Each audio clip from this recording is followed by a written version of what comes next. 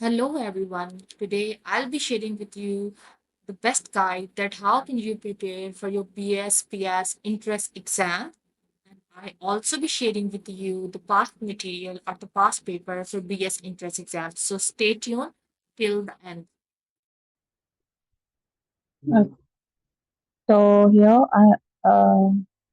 let me show you that which students are eligible for the BS admission and what kind of the entry test for the BS program would be and what kind of the fee structure and the program they offer. Uh, when usually you are looking for the admission, we mostly ignore the uh, preliminary information or you can say the necessary information given on the website. तो सबसे पहले हमें वो information देखनी है जो कि website पे गिवन है। तो आप सिंपली लिखेंगे पीएस एडमिशन और the PS undergrad admission. तो these are the my keyword.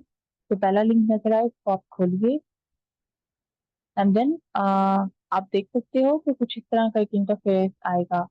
तो क्यों- क्योंकि हम बीएस एडमिशन में इंटरेस्टेड हैं तो लेट्स सी कि किस तरह के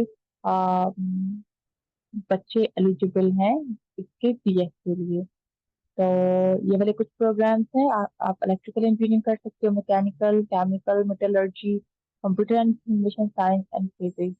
अगर जो आपका आईसीएस बैकग्राउंड है तो मैं ये सजेस्ट करूंगी कि कंप्यूटर एंड इंफॉर्मेशन साइंस को जरूर लीजिए क्योंकि it's one of the most trending field now a day.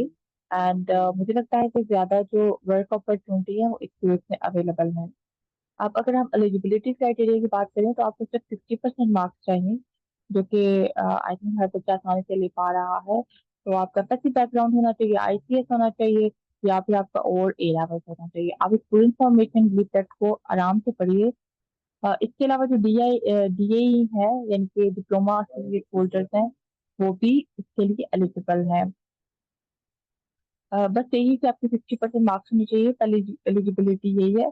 अगर आपको 60% लेस है तो आप एलिजिबल नहीं है और अगर ओ लेवल में 60% लेस है तो भी नहीं है। अच्छा, ड्यू डेट में आपको 35 रुपये फीस जमा करवानी है और अगर ड्यू डेट गुजर जाए तो आपको 4500 करवानी है और ये नॉन रिफंडेबल है। स्टेप बाय स्टेप एप्लीकेशन आप प्रोसीजर आप इसको क्लिक करके देख सकते हो। ये सब वहाँ पे मौजूद है। तो मैं इसमें नहीं जा रही क्योंकि इट्स मोर अबाउट कि कैसे आप एंट्रेंस टेस्ट की तैयारी करो। तो पीएस का टेस्ट है इसमें जो ज्यादा रोल है वो इसके एंट्रेंस टेस्ट का है।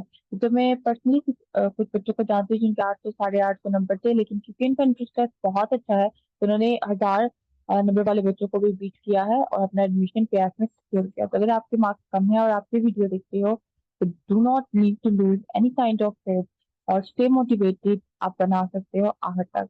पीएस का जो रिटन टेस्ट होगा वो 60% काउंट करेगा, मैट्रिक 15%, एफएससी 25%।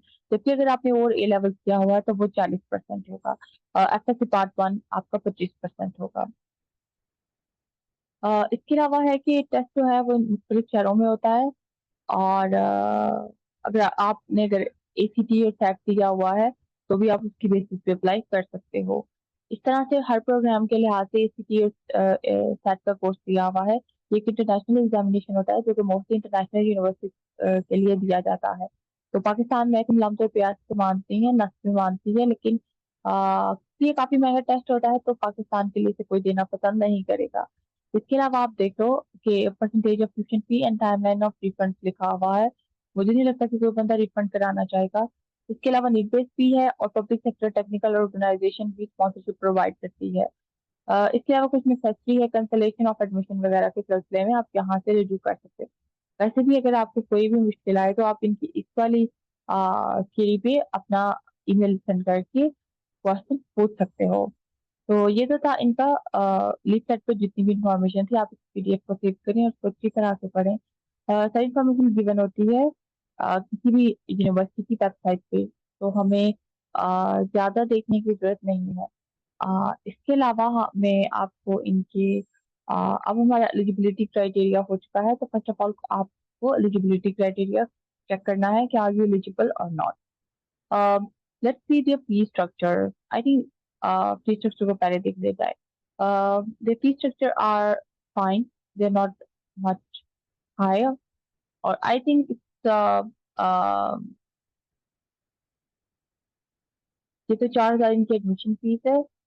आई थिंक 50,000 आपको वन टाइम सबमिट करानी पड़ेगी, और फिर आप को ये इस तरह से लादा लादा चार्जेस गिवन है, वो इसके बाद इसमें एड अप होंगे 50,000 में, like library fee, hostel charges, internet charges, examination fee, kind of.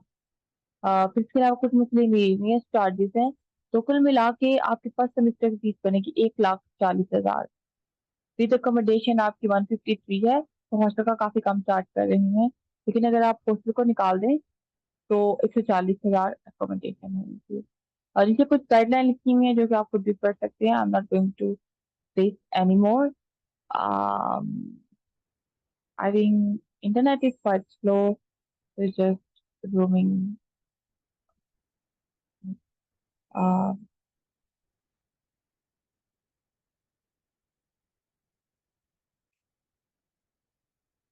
अच्छा।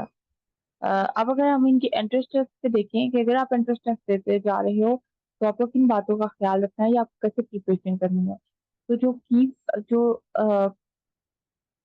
आपने एक लाइन ड्रॉ करनी है जहाँ पे अपने जो आपकी प्रिलिमिनरी लाइन है, बेसिक प्राइमरी लाइन है, तो फिर सबसे पहले आपको सिलेबस का पता होना चाहिए कि सिलेबस में किस तरह की चीजें मौजूद हैं और आपने तैयारी कैसे करनी है।